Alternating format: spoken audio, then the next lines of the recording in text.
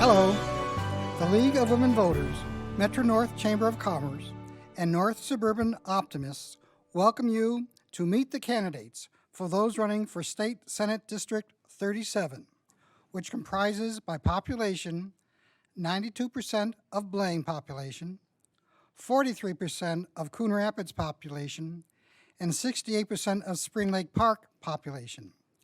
Vying for the office are Jerry Newton and Brad Sanford. My name is Bruce Pomerantz, trained moderator for the Anoka Blaine Coon Rapids Area League of Women Voters. Because I live in Fridley, I cannot vote for these candidates, nor am I acquainted with either of them. Thanks to the City of Blaine for permission to use the City Council chamber for the forum and NorthMetroTV for recording the event so voters may learn the candidates' positions on issues. The public had an opportunity to submit questions online to the League for consideration for this forum. All the candidates were invited to participate in the forum. The League of Women Voters does not support or oppose any political parties or candidates for office. These candidates care very much whom you vote for, but the League does not. The League does hope that each of you will vote. The goal of our forums is to help citizens become informed voters. Each of these candidates received 3 questions in advance that serve to introduce them to the public. I begin with these 3 questions, and we will begin with Mr. Newton. Describe your background and community involvement.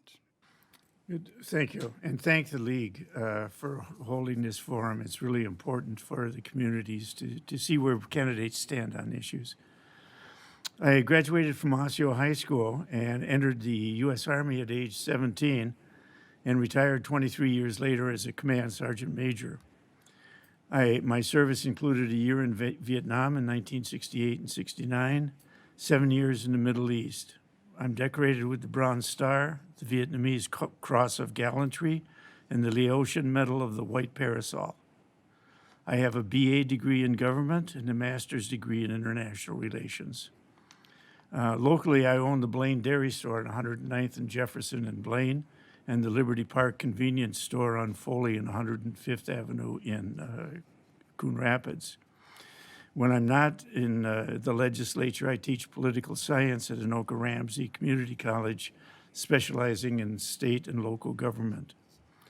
I served on the Coon Rapids City Council, the Anoka Hennepin School Board, the Met Council Transportation Advisory Board, and I chaired the Anoka Human Rights Council. I'm married to Rita, who's a teacher at Anoka Ramsey, and I have 6 children. My community involvement is I'm a founding member and past president of Free to Be, which provided over 1,000 cars to residents of the North Metro area. I'm a member of the Blaine VFW, the Coon Rapids Legion, the Anoka County Disabled Veterans Association. 25-year member of the Metro North Chamber of Commerce, the Central Minnesota Development Corporation, the Anoka Ramsey Community College Advisory Board, and I chaired the Coon Rapids Dam Commission. Thank you. And Mr. Sanford, same question. And as I proceed with the questions, if you want me to repeat them, please ask. I will do so. So, Mr. Sanford, the same question. Describe your background and community involvement. So, Brad Sanford, I graduated from Blaine High School, went on to play college athletics, came back and started banking and helping local businesses with financing and helping them build their business to grow their business and grow their assets and grow their employees and help assist citizens in this community here as well as all around the Twin Cities. I am married with 4 kids. We live in Blaine. One of my oldest child, she lives in Ramsey with her husband and has just given birth to a young son named Deacon. My second oldest, she played hockey over in Wisconsin, and she is going to be in the hospitality industry. And the son is going to be an engineer, and he is currently going to school locally. And then the youngest, she is not sure what she's going to do, but she is looking to finish her schooling also. Okay, thank you. Now then, we'll be alternating who goes first and second on these questions. So, Mr. Sanford, you have the next question. Sure. What are your qualifications for serving, and why are you seeking this office? Two questions at once. Yes. Qualifications. I have been very active in the community. I've taught at high schools. I've taught financial literacy at the high schools. I have been a part of a junior achievement and teaching young kids how to balance a checkbook, what it means for business and to be involved in business. I have also been very active in the community with the Chamber of Commerce. Was one of the people that started the Quad Area Chamber of Commerce and led that commerce for a long time. And so why do I seek this office? You know, I think there's a lot of things that need to be done. We need to have our roads taken care of. You know, we need to have teen suicide seems to be a huge issue. We need to address that.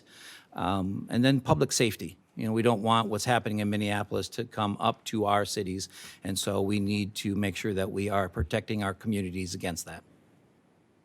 Okay.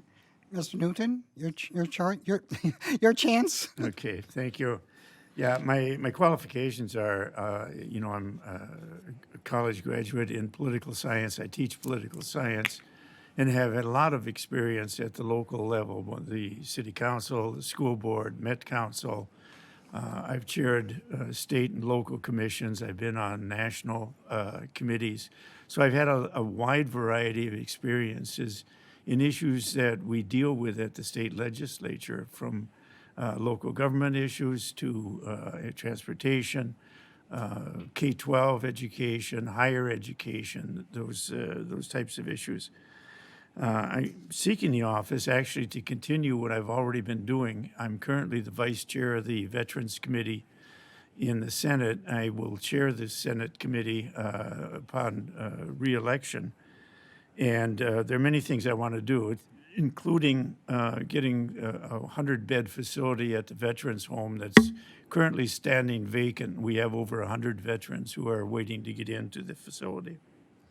Thank you. Okay, now, Mr. Newton, what are your short and long-term goals for Senate District 37? Okay, thank you. I'll try to go through these quickly. I want to ensure that our schools are funded so that every student has a chance to reach his or full potential. And this includes reducing class size and doubling the number of school counselors, psychologists, and social workers to help them through school and to prepare them for their future. I'm pushing for additional bonding for the transportation corridors in Blaine, Coon Rapids, Spring Lake Park, specifically on highways 10, 47, and 65. I'm working to protect the Lions Club of Minnesota Eye Bank program, which provides corneas and eyes to the University of Minnesota for transplant and research. I'm licensing music therapists so that families who use their services can be reimbursed by CMS, the same as they are for other services. I'm working to protect the purity of our water and enhancing the quality of the air we breathe through intelligent legislation that makes our environment a priority. Thank you. Okay. Mr. Sanford, what are your short and long-term goals for Senate District 37? Well, I think a lot of the goals that I have are for the community. You know, we need to take care of 65. During Jerry's tenure, Highway 65, you know, the state survey, the DOT did a survey, and of all the hot spots in the state, of the 30, 10 of them are on Highway 65. So nothing's been done to this point, and that needs to be addressed. If you've ever driven on those roads, you know there's too many vehicle-to-vehicle interactions, too many vehicle-to-pedestrian interactions. Team mental health.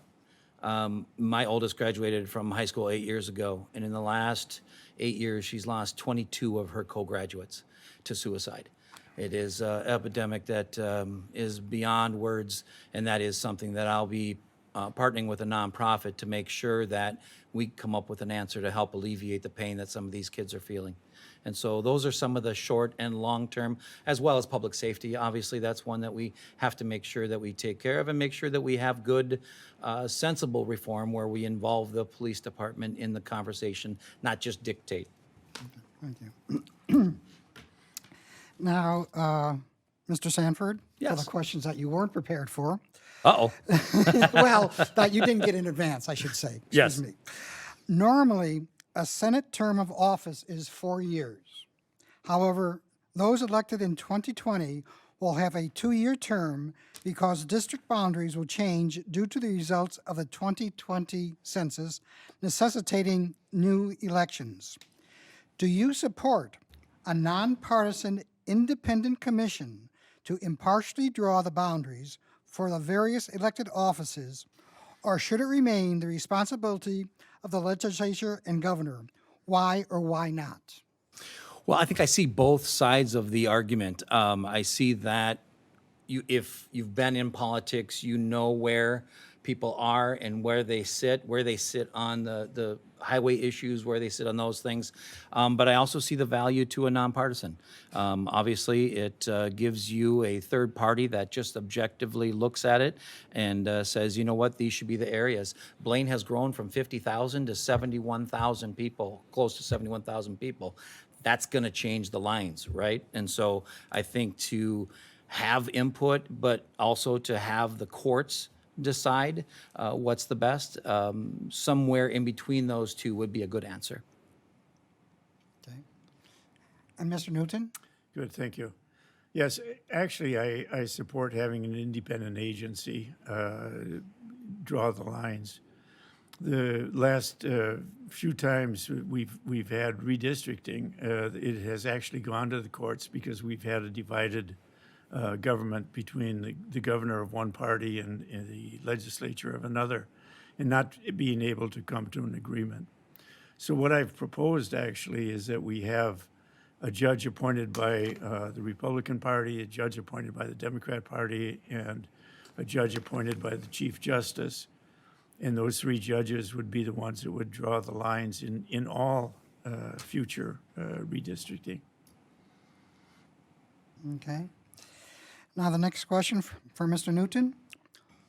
What is your position on Governor Walz's emergency powers concerning the coronavirus? Until the legislature is able to come together and pass legislation that will deal with the issues that we're facing right now, I support the governor's continued execution of his executive powers. And I'll cite just one example. In K-12 education, we've known for months that we were going to have a problem when the schools opened this fall. And the K-12 committee in the Senate didn't meet at all since last April. And we've had opportunities to have Zoom meetings, to have all sorts of meetings to decide when schools should open, who should be responsible for schools opening, under what conditions they would be closed. And the legislature, rather than deal with those issues, has saw fit to criticize the governor for making those decisions. So that's just one of many examples that we have. Thank you. Mr. Sanford, what is your position on Governor Walz's emergency powers concerning the coronavirus? Well, I think, initially we didn't know what we were dealing with, and so I think it was a good answer, what we did, shutting everything down and kind of getting a handle on it. What I would rather have seen is I would rather have seen leadership, not reactionary leadership, but leadership, right? Tell us what your plan is, what you're going to do to implement it, and what time period, and then communicate those results to us. Don't have an endless, it's almost a farce right now by saying emergency powers, right? past 180 days, it doesn't seem to be an emergency anymore. But I understand where he has his rights to do that. But I would have liked to have seen a lot better leadership. Communicate with the people that you are representing. Okay. Now, Mr. Sanford, you referred to this earlier, and I'll give you a chance to expand on it. A study started in August 2018 of the Highway 64 corridor between Bunker Lake Boulevard in Ham Lake and County Road 10 in Spring Lake Park will conclude sometime this winter. Public comments on 3 options are being solicited. If elected, what role do you see for yourself as state senator with regard to the final MnDOT recommendations and implementation? I see the senator's position to be an ambassador, get the funding that is needed, both on the state level and the federal level, work with the city council, work with the county, and get a resolution that is both good for long-term, right? I mean, spending billions of dollars at every intersection isn't really the answer. I'd like to see what the options are and see what would best fit for our community, both long-term and fiscally. Mr. Newton? Thank you. Actually, I don't see the role so much as being an ambassador, but as being someone who carries the water for bonding for the improvement of the highway. This is something that's been needed for a long time. I actually have a bill right now that'll provide, if we get the bonding bill approved next Monday, that'll provide $1.5 million to start the design of a bridge over 109th Avenue on Central. We have to take action, because if we wait for MnDOT to get it in their line of programs, it just takes forever. We've seen what happened on Highway 610, for example. It took almost 30 years before that highway was fully developed. Highway 65 carries more traffic than Highway 35W, and we need to act now, and we need our senators and legislators to initiate the bonding. Okay, thank you. Mr. Newton, what do you see as the greatest need or challenge for youth in District 37? How, as a state senator, would you help resolve this issue? I think the greatest challenge this upcoming session is going to be funding. We are short, we anticipate, of course, this is all projections, but we anticipate being short $2.4 million or $1 billion by the end of the fiscal year 2021. We have enough money in reserves to cover that, but the danger is the following cycle where we anticipate we're going to be short about $4 billion. Things can change. We can find a vaccine. There might be some other changes that'll come in place in terms of the economy, where the economy picks up and we see increased revenue. But that's going to be our biggest problem: funding schools, funding programs, making sure the cities stay viable. It's going to be funding from the public funds for schools will be huge. And Mr. Sanford, your response. I think the one of the biggest issues is going to be getting the kids back to school. It's going to be, as I've said before, their mental health. Older kids 18 to 24, 1 in 4 of kids 18 to 24 have contemplated suicide during the pandemic. So getting them back to where they are comfortable. I was door knocking last night, and I spoke to a mother that has 3 kids, and each one of those kids has a different schedule. One of them goes to school full-time, one of them goes part-time and part-time online, and one of them goes fully online. Imagine trying to take care of all those schedules, make sure that one person is on when they're supposed to be, and their kids and those kinds of things. That's a big challenge. The deficit growing to $6.6 billion potentially, that is a big potential that we need to take care of also. Okay, thank you. Mr. Sanford, please describe any experiences you have owning or managing a business, as well as specific advocacy efforts on behalf of the local small business community you have done either in an elected or appointed position or as a private citizen. As a private citizen, I own my own insurance agency right now, an advisory firm. I have my Series 7 and 66. As a business banker, I've been a business banker for a long time. And as a business banker, you help and you work with the business owners. You're the liaison between the bank and between the owner, and you help educate them on how to get the proper funding, how to lead their business, how to be a part of that. You really become a partner, and you really help them grow their business to the best of both of your abilities. And so that, and being on the Chamber of Commerce and helping a lot of businesses that I talk to, they don't feel like they have enough good employees coming up. And so one of the programs that I'd like to implement is you can get your college generals in high school right now, but what I'd like to do is expand that, have the kids intern in the position that they would like to have, and then as a senator, I would like to be the ambassador again, and I would like to go out and get funding from those companies and help with their educational costs. I think those are, kids complain that they have a degree, but they don't have a job, and businesses complain that they have openings but don't have enough staff.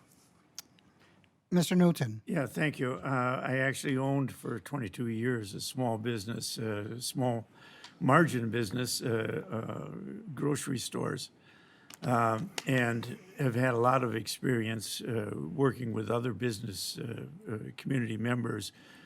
Years ago, I started the Business Democrats, which seems to be an oxymoron, but a lot of us in business, especially small businesses, are Democrats.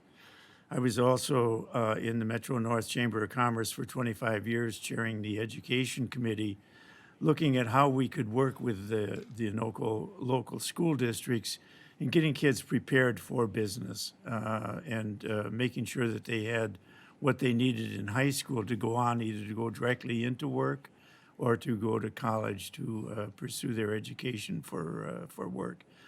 I've also been a longtime member, almost 35 years now, of the Central Minnesota Development Corporation, which provides loans to businesses.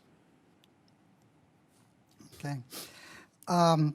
I have a set of 4 questions are integrated, so to speak. I'm going to read all 4 at once, but then I'll be asking you to respond to them individually, and you'll understand how this is going to work, because I don't want you to put some information in one sentence that is one question that is actually more appropriate for another one. So here they are, and they're very similar, but different, if that makes sense. Small businesses of all types, their employees, and local governments are struggling economically due to the coronavirus pandemic. First part is, what, if any, assistance should the state provide to businesses beyond what the Minnesota Department of Employment and Economic Development normally offers? Second part is, what, if any, assistance should the state provide to individuals beyond unemployment insurance payments and the normal assistance provided by the Minnesota Department of Employment and Economic Development? The third, as you could guess, what, if any, assistance should the state provide to local governments of cities, counties, and school districts because of the decreases in revenue? And the fourth question is, how is the state going to balance raising taxes versus reducing its expenses and helping all these different sectors? So the first part of this question will go to Mr. Newton. What, if any, assistance should the state provide to businesses beyond what the Minnesota Department of Employment and Economic Development normally offers? The state can provide loans to businesses in addition to the loans that we have through deed, and various other agencies of the state government can provide loans and business training. The problem is there's a shortage of funds right now, so the loans would have to be paid back within a relatively short period of time, and it would have to go primarily to small businesses. We do have some nonprofits that are willing to work with businesses, and we should encourage them to make sure that the smaller businesses are covered and that they get the funding that they need to get up and keep running and keep their employees employed. And Mr. Sanford, what, if any, assistance should the state provide to businesses beyond what the Minnesota Department of Employment and Economic Development normally offers? Well, the reality is that a business can never take a loan that they can't qualify for, that they can't pay back. So borrowing for expenses is never something that you want to do. What we would need to do is we would need to give them some credits for maybe like a payroll tax credit or things like that, but we would not want to borrow to someone when they might not be able to pay it back, because that would put them in even a worse position than where they were at. And if you have to do it for a shorter term, that would mean that the payments are higher, and that would mean that that would force them into a position they may not want to be in. Okay, thank you. And then, Mr. Sanford, what Yes, I get the first one now. are you through? Right. Now it's the next set of individuals. What, if any, assistance should the state provide to individuals beyond unemployment insurance payments and the normal assistance provided by the Minnesota Department of Employment and Economic Development? I think what we have to do is we have to get businesses back up and running. We have to give them the ability to do their business and make money and hire people, right? If we continue to just dole out money, at some point, someone needs to be paid. And so we need to start that safely, start that now, and get the businesses up and running and get them to be able to hire back their employees. And I think that that's the best way, the quickest way to get money back into the hands of the people. Okay. Mr. Newton? Yes, I think with the individuals, what we have to do is we need the governor and the legislature to work with the federal government and with our members of Congress to have the federal government provide money, stimulus money to the states, which can go to individuals. You know, now they're looking at an additional payment of $1,200 per individual, which would go a long way to making sure that families stay afloat, that they can pay their rent, that they have money for groceries. But in addition to that, to expand the unemployment, the state has already has agreed to use state funding to provide additional money to what the federal governments are willing to provide. And I think we have to continue with those programs. By putting money in the hands of individuals, they're going to spend it. Businesses will once again become viable. Thank you. Okay. And Mr. Newton, third part, what, if any, assistance should the state provide to the local governments of cities, counties, and school districts because of decreases in revenue? The federal government is already doing this. They have already provided some money. That's one of the issues right now between Congress and the president, is trying to convince the president to make sure that he provides stimulus money to the cities and counties, which he seems unwilling to do. And part of this is we have to look at the needs. Not every city, not every county has a need for additional funding. Some of them are doing quite well. Others are in dire need. But I think the big thing here is to make sure that the federal government comes through with the stimulus funds. Thank you. You know, I agree with what he's saying. The only problem I have is that we got $2 billion from the federal government, and we spent $7 million on a morgue that we're not using. And now they want to resell it, right? And the key to that is that they're going to have to fix it up, and they're going to have to use general funds to fix it up, and then the money goes back. So, you know, the federal government, as Jerry has said, you know, that's where they're providing. And I agree with him. I don't think every city should get the same amount. I think it should go based on need. Okay. And then the final one of this quartet, and it goes to Mr. Sanford. The state faces a revenue deficit due to additional costs combating the pandemic and reduced income from reduced business and individual income taxes. What remedy or remedies do you propose so the state does not have a deficit at the end of this fiscal year and the next fiscal year, which is, by law, it is not permitted to have? Right. And so, you know, for this, you're talking right up my alley as a conservative. I think raising taxes is the last resort. finding waste and finding fraud and removing those funds and using those funds to help with the deficit. But I think also making sure that businesses are thriving and the taxes that businesses pay will automatically, exponentially increase the funds that are coming into the state, which will then in turn alleviate a lot of the problem that we would have. And as I had mentioned before, these are just projections. We don't know what changes can come about in the spring of next year. That, if we do have a vaccine, it's widely available, then people will be able to get back to work and the economy will pick up. But short of that, I also agree. I don't think we need to cut taxes. We do have enough in reserve to carry us through fiscal year 2021. And I'll use a couple of examples, but I chair the School Trust Lands Committee. In my trust, I've got $1.6 billion, $1.6 billion that I'm responsible for. I can loan that money to the state, and the state can pay it back over a period of time. We have other agencies like the LCCMR also that has a significant trust that they could use for this sort of thing, so that the state, as they would pay for bonding, for example, could borrow money from the trust with a guarantee they would pay it back and reimburse the trust for any losses that they would have had during the time it was loaned. Okay. And then the last question before the concluding statements from you.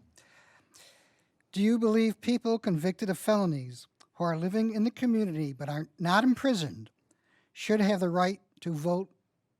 Absolutely. Anyone who is not incarcerated should be entitled to vote. They need representation from their legislators, from their city council members, and they should have the ability to choose, as everyone else does, who is going to represent them. Yes, anyone that has paid their price back to society, I believe, should have all of their rights restored, should be able to vote for who they want to, should be able to voice their right as an American, voice their opinion and vote for who they would like to. The question that I would like answered is, if someone committed murder and took away that right permanently from someone else, would we give the rights back to that person? That would be a question I'd like to figure out. Okay. Thank you. That's the end of the questions from this forum. Now we will hear the concluding statements from the two candidates. And I began with Mr. Newton. So, Mr. Sanford, you can begin with your concluding statement.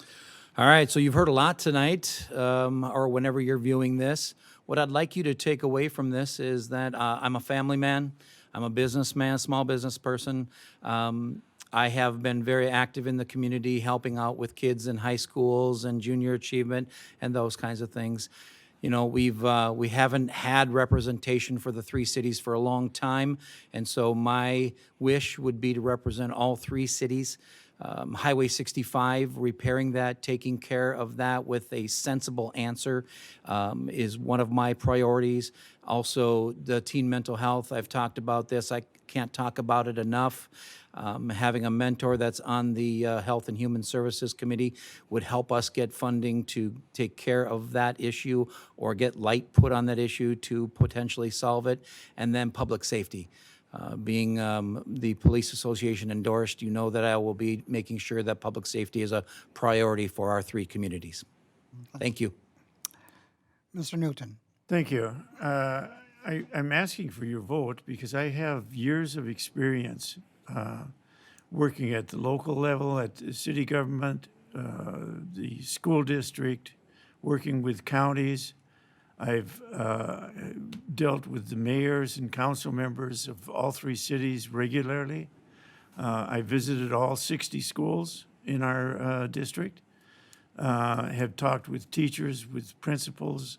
I know what's going on in the schools. I know what the issues are. And I would like to ask that you continue to support me as I continue to work for the communities of Blaine, Coon Rapids, and Spring Lake Park. Thank you. Okay. Thank you, candidates, for speaking to voters about issues and for running for Senate District 37. Thanks, viewers, for your interest in becoming informed voters.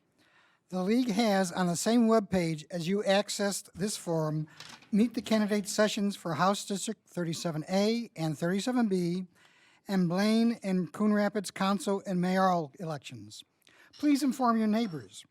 Your friends and relatives living elsewhere in Anoka County can find the approximately 40 other Meet the Candidate forums that the League of Women Voters, Anoka, Blaine, Coon Rapids area organized during this election season. Please spread the word to your friends throughout the state and other states that they can find Meet the Candidate forums organized by other leagues at vote411.org. Enter the home address and access what's on your ballot. You can then choose from an alphabetical list. In Minnesota, the state legislative offices begin with the M's. Select 4 at the bottom of the list that indicates the pages in case you want to skip all the other forums that we've sponsored. Each voter has several convenient methods to vote. You may request an absentee ballot to mail by accessing either the Secretary of State's website or the website mnvotes.org. You can also register to vote or update your registration online at these websites. Additionally, early balloting in person that began on September 15th has begun. You can go either to your city hall or, in case of Blaine, the Mary Ann Young Center, 9150 Central Avenue, or go to the Anoka County Elections Office. You may also register to vote on Election Day where you go to vote. Make certain your voice is heard in the general election by voting by or on November 3rd. Thank you and stay healthy and safe. Good day.